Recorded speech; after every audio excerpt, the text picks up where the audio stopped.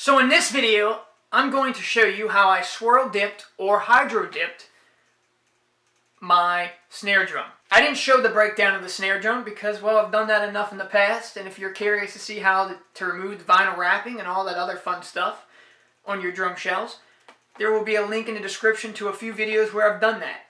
This took me over a month of planning, which is why it took me so long to come up with this video.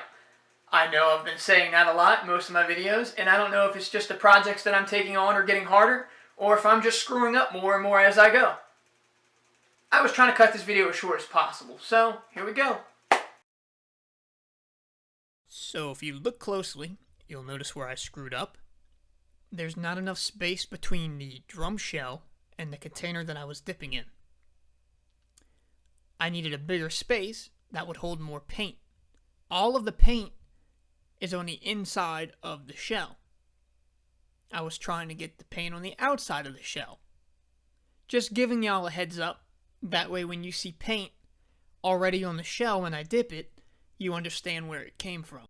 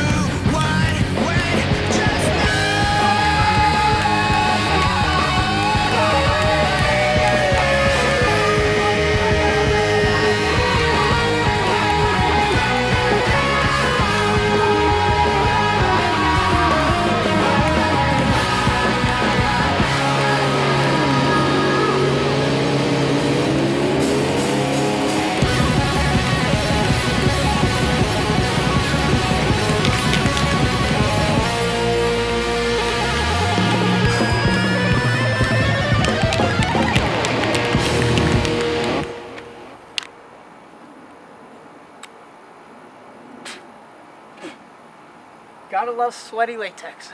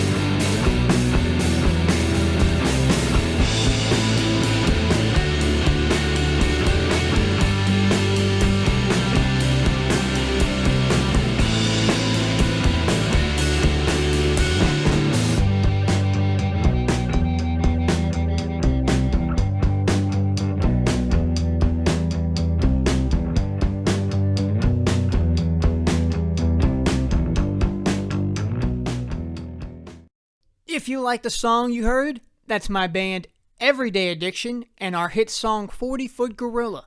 There's a link in the description to check us out. And I'd like to take a second to talk about this video's sponsor, Finishing Touches. They make handmade jewelry with awesome designs. Every order is handmade to order. They make perfect presents and fantastic stocking stuffers. Go ahead and check them out. There's a link in the description to that below too as well. Go ahead and do me a favor, like the video. You don't have to subscribe, but I'd really appreciate it if you did. I'd also really appreciate it if you liked the video. Liking the video helps me out. It puts it out into the YouTube universe. And stay tuned for the next video I upload. It's going to be a review and a sound test of these gorgeous Remo Color Tone drum heads.